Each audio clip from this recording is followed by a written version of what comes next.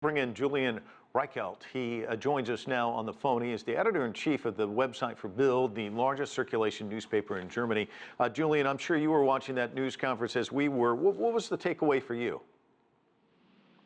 Well, our takeaway is that with all our people on the ground there, all our people covering that situation, it's still a very inconclusive picture when it comes to the perpetrator, the shooter. Iranian German descent. The Iranians in Germany are very, very well connected with German society.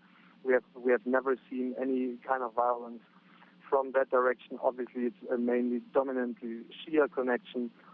Every terrorist organization we know of is Sunni. Every terrorist attack we've seen that originated from an Iranian background was state-sponsored. This was probably not from what it looks like now.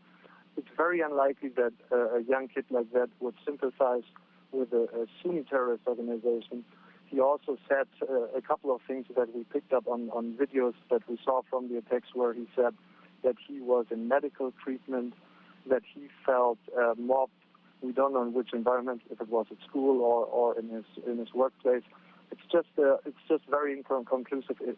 For now, the profile of the perpetrator just doesn't fit any profile we've seen before in terrorist attacks. Julian, it's interesting you bring that up because there's been so much speculation out there, some suggesting it may have been neo-Nazi attack, ISIL-inspired.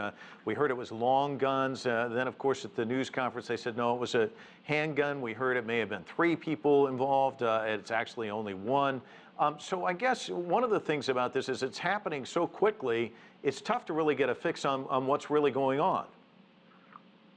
Well, that's what you see, what you always see in these kind of situations. That's when chaos happens, you have witnesses who think they have seen something, but in being under stress, being in that situation, they probably cannot say if a guy with a long gun, a rifle, is really a terrorist, or if he's a special police unit wearing plain clothes.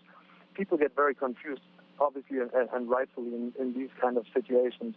But what really strikes me here is that the guy from that background, 18 years old, probably obviously managed to get his hands on a gun and a lot of ammunition. We saw on the video lots of shots that he fired that didn't hit people, so it seems that he had to reload at least once. So he had to get a gun that would be very expensive on the black market for an 18-year-old guy.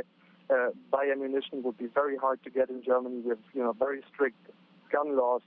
So it seems he had a plan. He had the money or the logistics to get it on a gun, and that is another thing that doesn't make sense.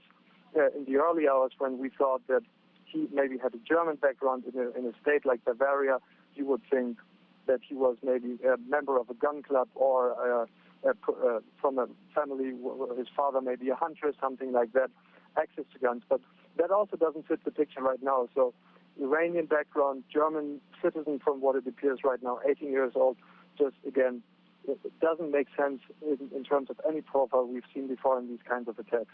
Julian, let me ask you about this video that we saw captured of him interacting with someone on a balcony. They were shouting at one another. Is there anything you can glean from that conversation? Have you had a chance to listen to it? Well, first it seems like he was well integrated. To me, it seemed like he was speaking in a Bavarian accent, which indicates that he grew up here. He also said some troubling things. He said it seemed that he blamed possibly foreigners or a certain group of people that he now would have to carry a gun.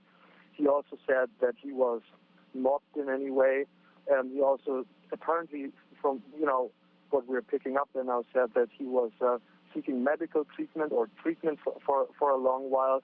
So that would indicate that he was simply a disturbed person. It's just, as I said before, it's a very inconclusive picture of the perpetrator for now. Reichelt joining us by phone. Thanks so much.